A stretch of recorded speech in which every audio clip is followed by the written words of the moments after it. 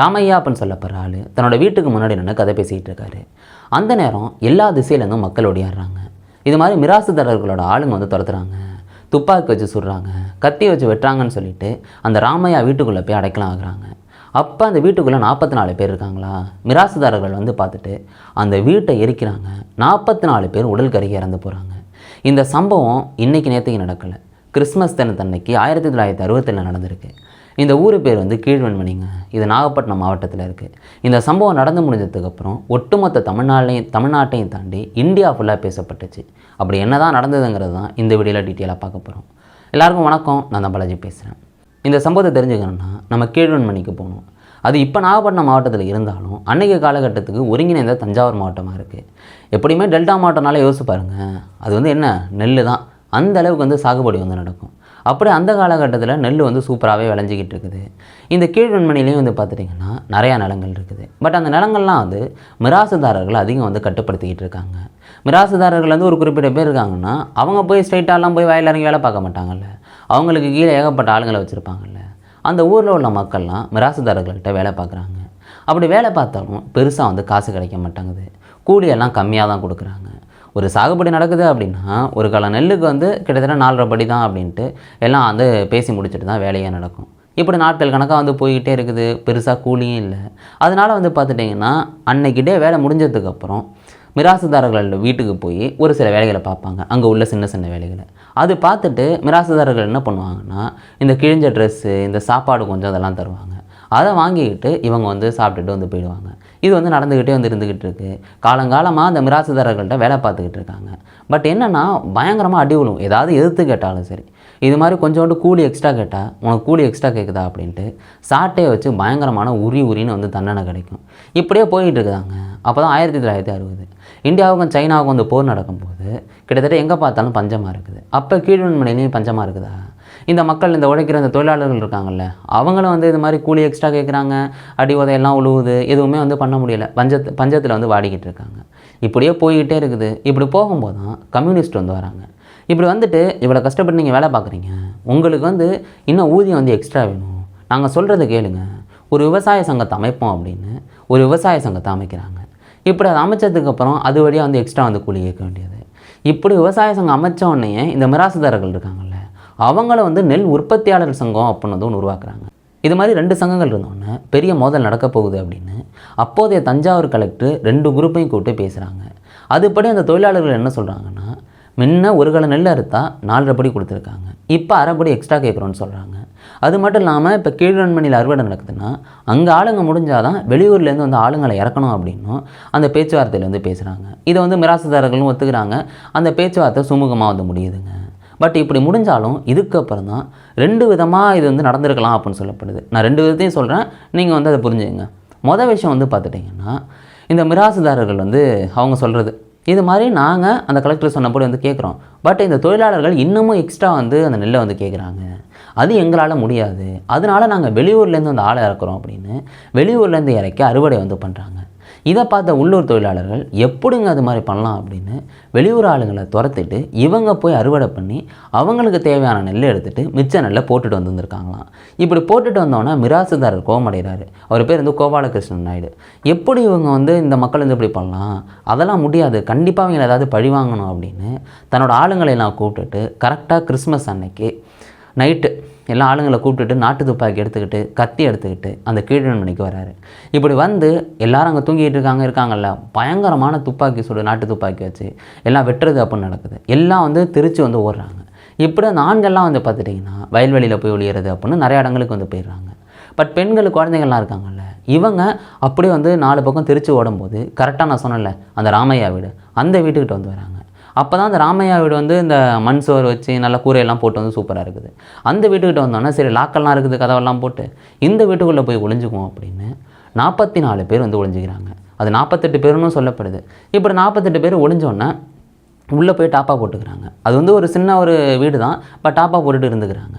இப்போ அந்த மிராசுதாரர் பார்க்குறாரு, எங்கடா ஊரில் எவனையும் காணும், எல்லாம் போய் ஒளிஞ்சிட்டாங்களே, இந்த வீட்டை சும்மா விடக்கூடாதுன்னு வீட்டுக்குள்ளே எல்லா இடத்துலையும் போய் பூந்து பார்க்குறாங்க, ஒருத்தரையும் காணும். கடைசியாக இந்த ராமையா வீட்டுக்கிட்ட வராங்களா, உள்ளே பூட்டி இருக்குது, கண்டிப்பாக உள்ள சத்தம் கேட்டோன்னே சரி இவங்களை ஏதாவது பண்ணி ஆகணும்னு கதவை உடைக்க பார்க்குறாங்க. பட் அது முடியலைன்னொன்னே சரி கொளுத்தி விட்ருவோம் அப்படின்ட்டு கொளுத்தி விட்றாங்க. கொளுத்தினோன்னே உள்ளே இருந்த அந்த 48 பேர் இருக்காங்கல்ல, அதில் தன்னோட குழந்தைங்களை வந்து வெளில தூக்கி போடுறாங்க.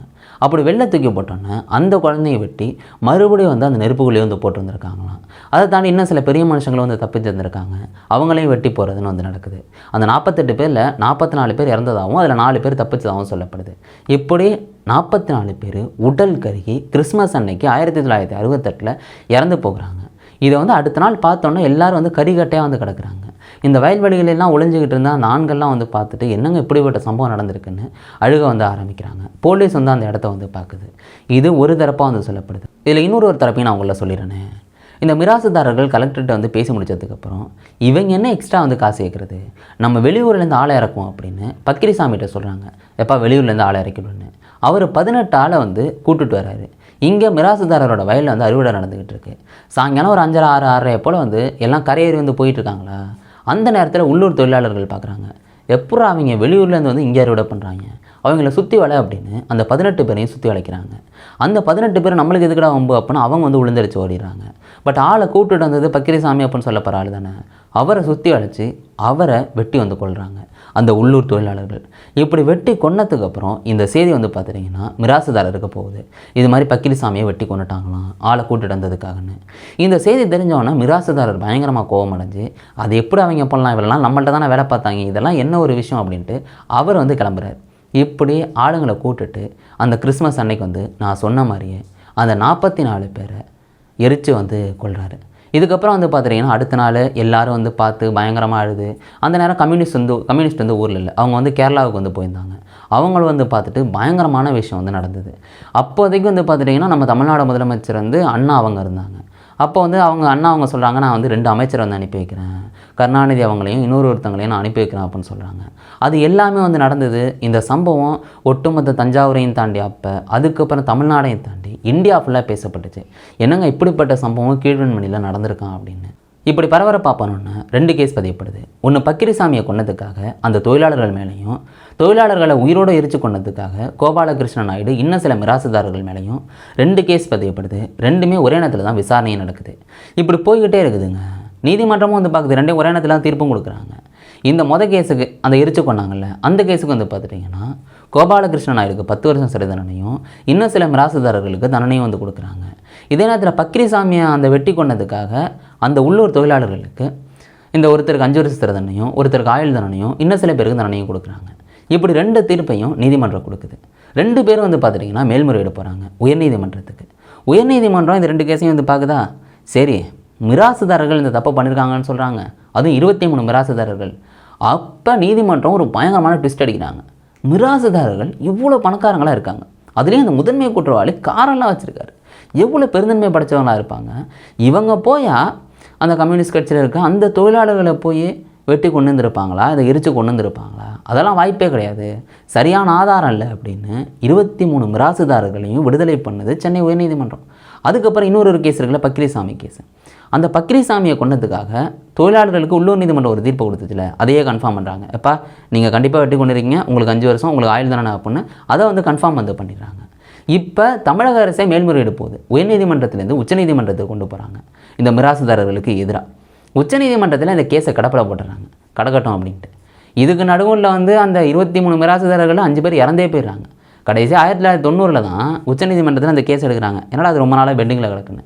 அப்படி பார்க்கும்போது உச்சநீதிமன்றம் விசாரிச்சுட்டு உயர்நீதிமன்றம் கொடுத்த தீர்ப்பில் எந்த தப்பும் இல்லைங்க, மிராசுதாரர்கள் தப்பு பண்ணியிருக்க மாட்டாங்க, அவங்கள நாங்கள் விடுதலை பண்ணுறோன்னு அவங்கள கன்ஃபார்மாக வந்து விடுதலை பண்ணிடுறாங்க.